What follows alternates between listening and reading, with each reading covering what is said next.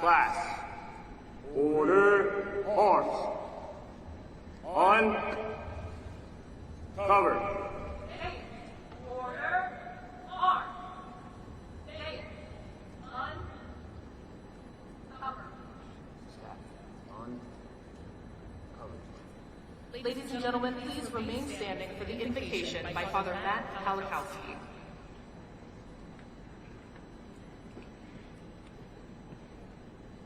Almighty God, we live in interesting times, which we seem to have seen before. 100 days ago, General Martin Dempsey noted uncanny similarities between 1974 and 2024. Tensions within our society, threats from without, and so prophetically declared that this class's motto, like none before, reverently dictates what we want them to be, what they believe they can be, what the world needs them to be. So while this COVID class came of age, needing 3 R days to report to the cadet in the red sash, taking classes on teams, kidnapping goats and screaming in the night, beyond the walls of West Point, totalitarians invade their neighbors, endanger peace, and spew hatred here ever. And yet, God, you are the light of the world, and you make all things new. In this present darkness, we see glimmers of light, but none so bright as this class you've collected for a time such as this, when bold and brazen strength of character is needed to lead and inspire our army and our nation. And so, Almighty God, this morning our prayers go up, like none before, that you grace these ceremonies of our class of 2024. Amen.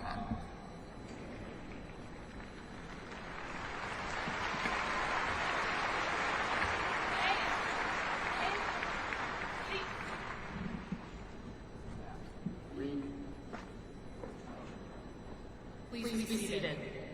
Class. Take seats.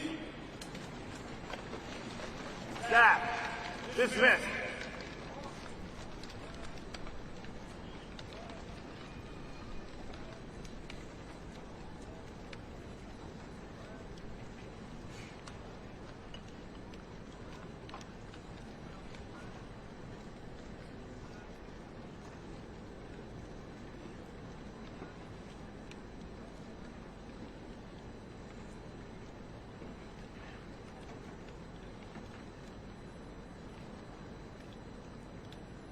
Please welcome the 61st Superintendent of the United States Military Academy, Lieutenant General Stephen W. Gillen.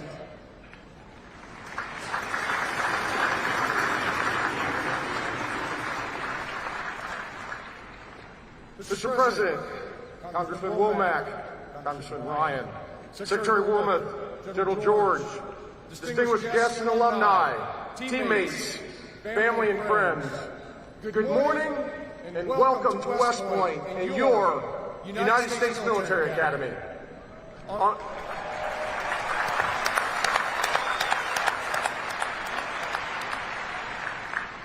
On behalf of the entire West Point team, we are honored to have you here today to celebrate these 1,036 outstanding cadets of the class of 2024 as they graduate and commission as the newest officers and leaders of character in our Army. First, a very special welcome to the parents, grandparents, siblings, families, and friends of our graduates who are here today.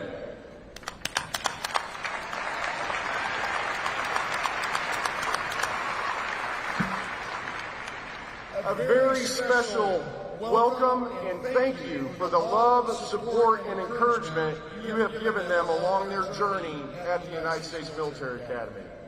I'd like to acknowledge the members of the 50-year affiliate class for our graduating class, the Pride of the Corps class of 1974.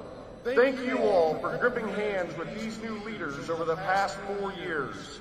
We are grateful for your support and mentorship to them and for showing them the connectivity and the strength of the long gray line. Developing leaders takes a village, and we thank you all for being part of our village these past 4 years. Class of 2024, like none before, congratulations and well done.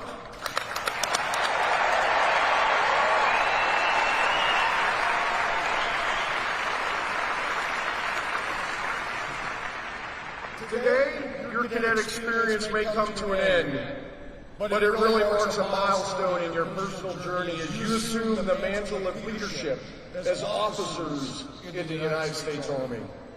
We know you all are looking forward to what's ahead, moving, living on your own. Some of you are getting married in the next few days.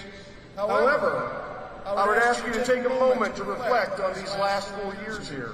Think about all the opportunities and experiences you've had, and the challenges you've overcome on the road to becoming a leader of character. Think about all the hard work, maybe some blood, a lot of sweat, as well as grit, toughness, determination, and a continual pursuit of excellence. Think about the friends you've made and the relationships developed, the camaraderie with teammates, the TACs, instructors, coaches, maybe some old grads who encouraged and mentored you, and the families and the family members and the friends who supported you. Take a moment to appreciate, thank all the people who have helped you get here, to be grateful for those experiences and opportunities that have helped shape you these past 4 years. As you pursue this journey as a leader of character, remember that this is about the responsibility of service, both to country and to others. It is about challenging yourself and others to be better teammates, better officers, better leaders of character. It starts with you each and every day. It's also about the responsibility of leadership as Army officers. Your responsibility to support and defend the Constitution. Your responsibility to be standard bearers, to lead by example, to embody what right looks like. And most importantly, your responsibility, your obligation to the citizens of our nation and to our soldiers, America's sons and daughters. Your obligation to give them your very best leadership every day. Also take a moment to reflect and understand what it means to be a graduate of the United States Military Academy. People expect more from you. Our nation expects more from you. You represent this institution and the United States Army. You will grip hands with generations past and present, leaders of character who have answered their nation's call to serve, guided by the Army values and the ideals, duty, honor, country. Just as they have inspired in you, you will now, in turn, inspire future generations. Class of 2024, you are ready to face the challenges that await you, I have no doubt. Prepared to live honorably, lead honorably, and demonstrate excellence in all you do. God, congratulations and Godspeed to all of you. Mr. President, Madam Secretary General George, on behalf of all your teammates at the United States Military Academy, it's an honor to present this outstanding class to you this morning as our nation's newest leaders of character.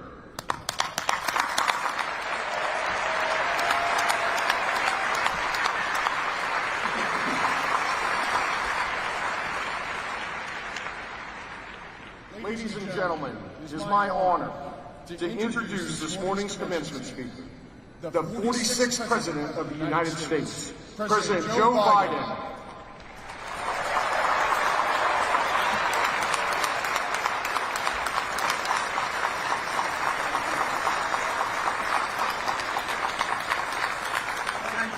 Thank you.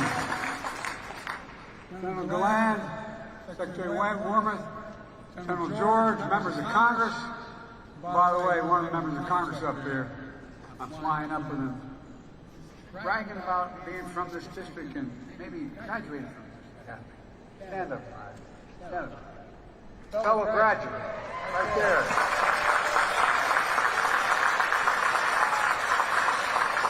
Faculty, staff, soldiers, officers, family, and friends, most of all, West Point class of 2024. In 1776, British forces had driven General Washington's army out of New York City. British Navy dominated the coast of New England. They could control the Hudson. They could cut colonies in half, divide and conquer. Classic strategy. But General Washington saw it coming. He knew there was a place on the Hudson where the river bent, with a plateau overhead. The Americans placed artillery batteries along the river, stretched an iron chain across the water, and built a fort on a plain called West Point. West Point, George Washington said.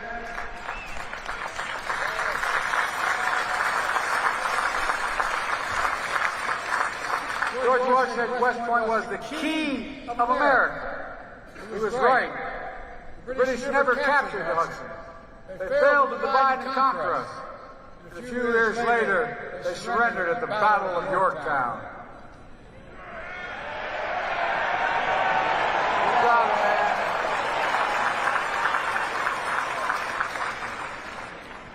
Most powerful empire in the world defeated by an army, ordinary people, driven by the sacred cause of freedom.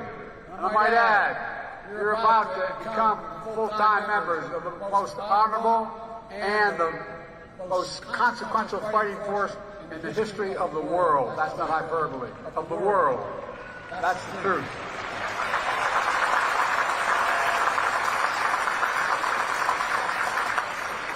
Ever since, men and women of West Point have stayed true to this mission. Today, 1,036 graduates, the class of 2024, will join the long, very line that has never failed us and never, ever will.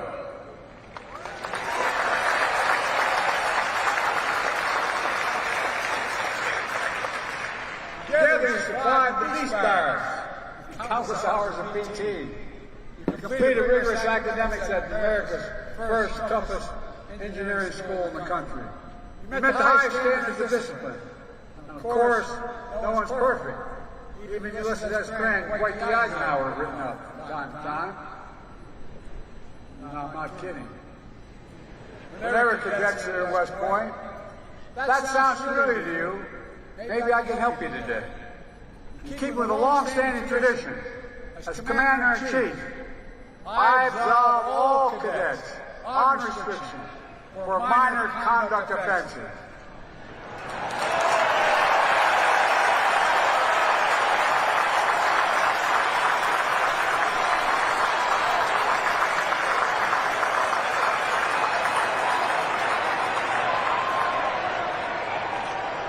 If you have any questions, the superintendent can clarify what minor means. Of course, your time here wasn't all difficult. The class did plenty of celebrating. Every time you beat Navy.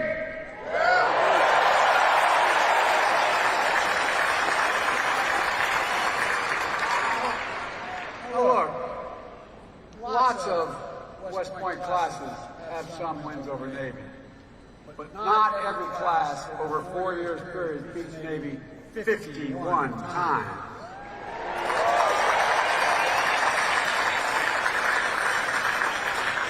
As they say in Delaware, you've done good. A few weeks ago, I was honored to present the Commander-in-Chief's trophy to the Black Knights at the White House. I told them, I don't take sides, but my son Bo was the decorated major in the United States Army, spent a year in Iraq.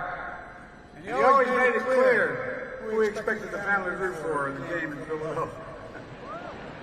Parenthetically, I was appointed by the fellow I ran against when I was 29 years old to the Naval Academy.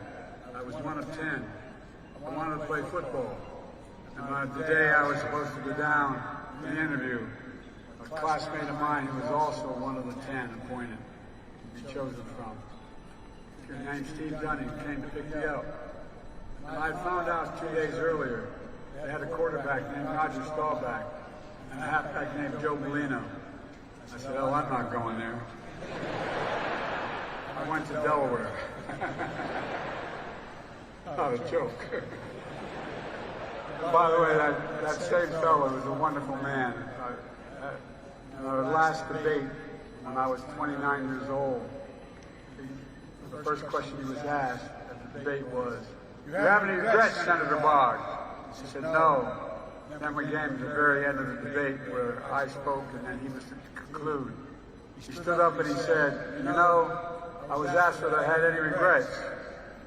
I said no, but I have one. Had Joe Biden gone to the Naval Academy when I appointed him, he'd still have 7 months left on and wouldn't be able to run." Cadets, as proud as your country is today, your family's even prouder. At our day, 4 years ago, because of the pandemic, they could not spend the day on post. It was a challenging way to begin the West Point experience. So I'm thrilled today so many of your loved ones get to see you here. To everyone who helped raise these remarkable young people, this is your day as well. Because we know, as the English poet John Milton wrote, they also serve, only stand and wait. Cadets, it's time for you to stand up now and thank your parents. Stand up. Turn and thank them.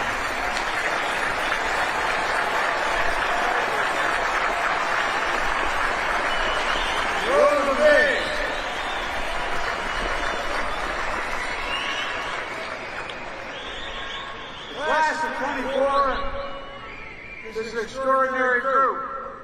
You include the Army's all-time home run leader, athletes who swung laps around Manhattan Island, which I could never quite figure out, and the son of an Iraqi interpreter, American forces, one of your class's 2 Rhodes Scholars. You hail from all 50 states and 12 countries. Some of you are third-generation West Pointers. Others are the first in your family to join the U.S. Armed Forces. At least one of you has a twin brother graduating from Annapolis this year. I'll tell you what, I want to be at that family reunion. Every time you show up to the Army-Navy game, I don't know how the hell you're going to do it, but anyway. Look, I wish I could praise every single cadet one by one because you deserve it. You make our entire nation proud, and that's not hyperbole, you do. As your Commander-in-Chief, let me say again, congratulations, you've earned every bit of what you're going to get today. Look, the motto of this class, like none before, was an appropriate choice for your class. Because you're graduating into a world, as a student of history I can tell you, like none before. I've been a senator since I was 29 years old, never left government. And ladies and gentlemen, the world is not only changing rapidly, it's also, the pace of change is accelerating. The range of missions that our servicemen are carrying out are like none before as well. There's never been a time in history we've asked our military to do so many different things in so many different places around the world, all at the same time. Right now, American soldiers are supporting brave Ukrainians in their fight for freedom. Our soldiers are working around the clock to keep munitions and equipment moving by land, sea, and air. They're training Ukrainians on how to use advanced weapon systems like HIMARS, Patriots, and Abrams tanks. And they're sharing lessons in tactical combat, casualty care, with Ukrainian medics and surgeons. There are no American soldiers at war in Ukraine. I'm determined to keep it that way. But we are standing strong with Ukraine, and we will stand with them.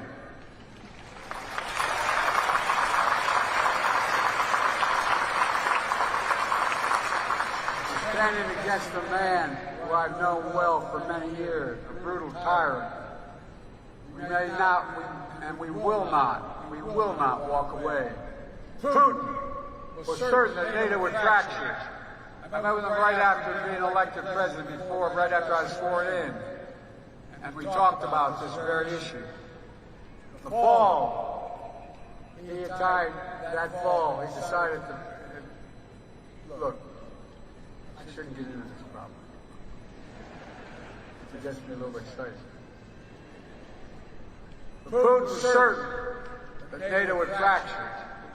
I said to him in Switzerland, if you want the Finlandization of Ukraine, you're going to get the Finlandization, you're going to get the NATOization of Europe. He had a brazen vision which we stepped up and stopped. Instead today, the greatest defense alliance in the history of the world, stronger than ever. Finland and Sweden are our newest members, and they're tough. In the Middle East, while we conduct urgent diplomacy to secure immediate ceasefire that brings hostages home, our Army and Navy have deployed a temporary pier on the Mediterranean. In record time, to increase life-saving aid to the Palestinians. The U.S. Air Force has conducted food drops, delivering tens of thousands of meals to the people of Gaza. In the face of Iran's recent unprecedented attack on Israel, we brought partners together, including Arab nations, to repel the sustained assault. The man running the operation on the ground, General Eric Kurilla, head of U.S. Central Command, West Point, 88. General Kurilla did a superb job. I was in the Situation Room with our national security team. He was on the screen from the region. He knew the attack was coming, but weren't sure precisely when it would begin. Then at 6:34 p.m., the general said to me, Mr. President, we just got multiple ballistic missile launches from Iran toward Israel. 6 minutes later, he said there are 30 missiles in the air. 4 minutes after that, he said there's 75 missiles in the air. Then he said over 100 missiles in the air. Under incredible pressure, General Kurilla and the Combined Joint Task Force performed exceptionally from sea, air, and bases nearby. Thanks to the 99% of the missiles and drones of Iran never reached their targets because of the quality of our forces. We swiftly ended.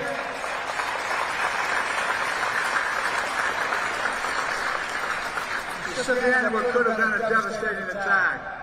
And we de-escalated the conflict. We easily could have gone the other way. On the other side of the world, in the Indo-Pacific, we deepened our alliances. We created new ones, like AUKUS, our new strategic partnership with Australia and the United Kingdom. For the trilateral cooperation we forged with Japan and the Republic of Korea that no one thought was possible. Two of our allies cooperating on strategic defense thanks to our leadership. We've begun the new trilateral partnership with Japan and the Philippines as well. We elevated the Quad together with Japan, India, and Australia to advance free, open, secure, and prosperous Indo-Pacific. We're standing up for peace and stability across the Taiwan Straits. We depended on our strategic partnership with Vietnam. I wonder if the classes of '74 here today could have imagined that they were sitting where you were at the same time during Vietnam. The upshot of all this, across vastly different regions, very different challenges, our women and men in uniform are hard at work, strengthening our alliance, because no country has allies like ours, investing in deterrence. When anyone who thinks they can threaten us thinks again, defending our values by standing up to tyrants and safeguarding the peace by protecting freedom and openness. Thanks to the U.S. Armed Forces, we're doing what only America can do. As the indispensable nation, the world's only superpower, and the leading democracy in the world. Never forget, America is the strongest when we lead not only by our example of our power, but by the power of our example. You can clap for that.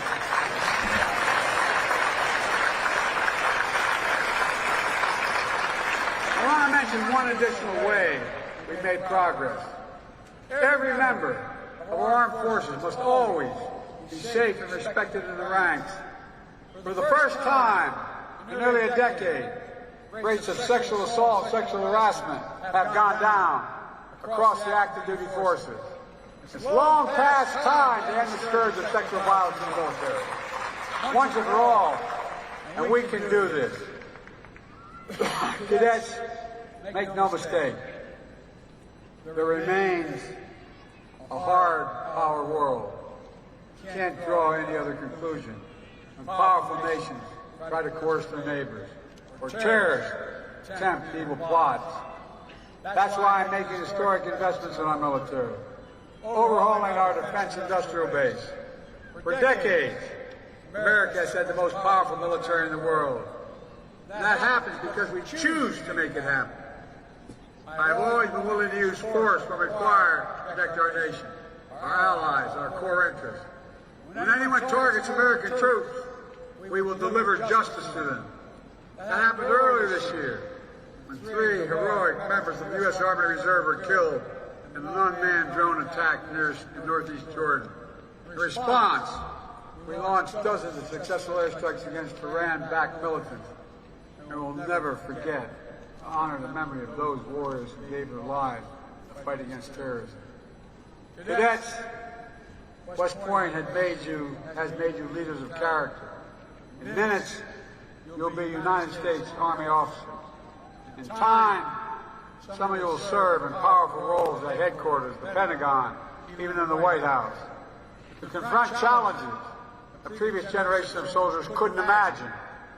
When that happens, hold fast to your values you learned here at West Point. Duty, honor, country. Hold fast to your honor code, which says, quote, "We will not lie, steal or cheat, nor tolerate those who do," end of quote. And above all, hold fast to your oath. On your very first day at West Point, you raised your right hand, took an oath, not to a political party, not to a president, but to the Constitution of the United States of America, against all enemies, foreign and domestic.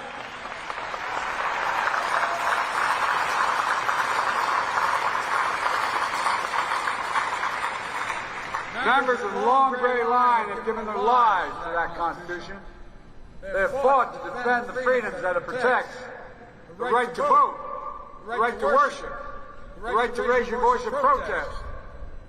They have saved and sacrificed to ensure, as President Lincoln said, a government of the people, by the people, and for the people, shall not perish from the earth.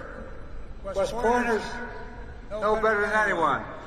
Freedom is not free. It requires constant vigilance. And from the very beginning, nothing is guaranteed about our democracy in America. Every generation has an obligation to defend it, to protect it, to preserve it. It's choosing. Now is your turn. Remember what over 1,000 graduates of West Point wrote to the class of 2020 4 years ago.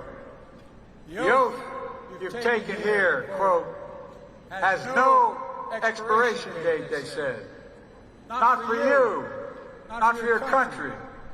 It's important to your nation, now as it ever been. Keep it, honor it, and live it.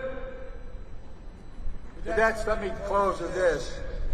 In the early days of our nation, as General Washington said, West Point was the key of America.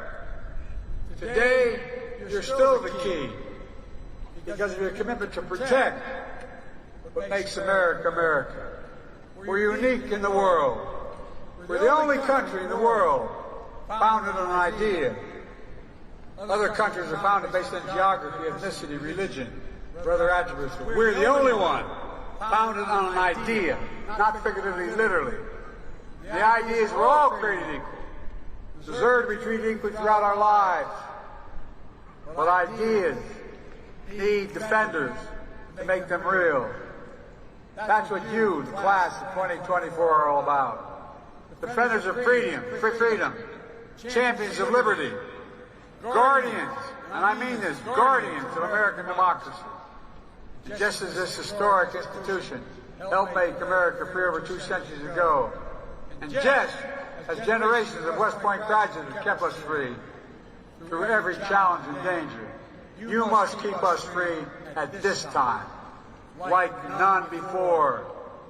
I know you can, I know you will, but we are the United States of America, and there's nothing beyond our capacity when we do it together.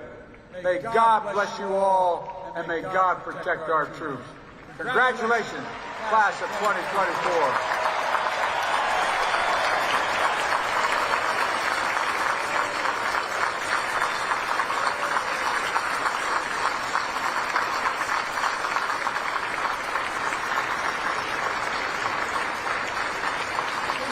gentlemen, at this time, please remain standing for the presentation of the class gift. The class president, Cadet Gary Thomas Ward III from Jasper, Alabama, will present a panoramic photo of the class of 2024 to the president. President Biden, on behalf of the class of 2024, please accept this class picture as a token of our appreciation for your commencement address today. Thank you, Mr. President. I will hang it proudly in the White House.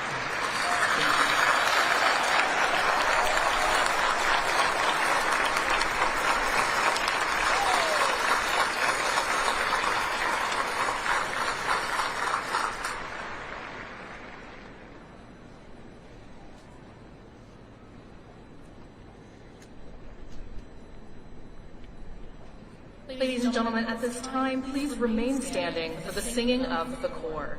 A cherished West Point song, it is second in importance only to the alma mater. The Corps was first sung at the graduation ceremony in 1911. Class, attention! Deus, attention!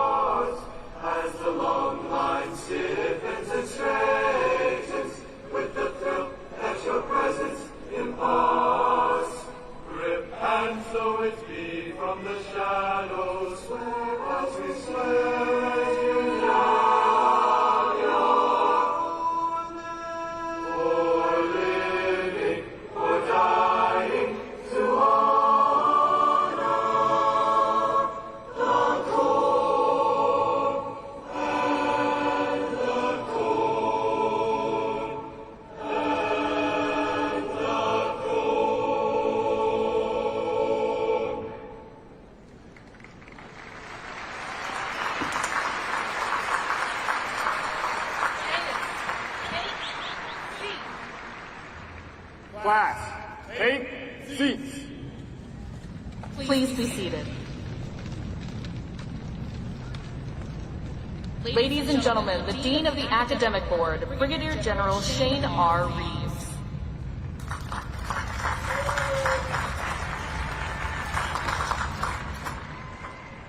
Class of 2024, your education has prepared you to be a leader of character, sworn to uphold the values embodied in our Constitution.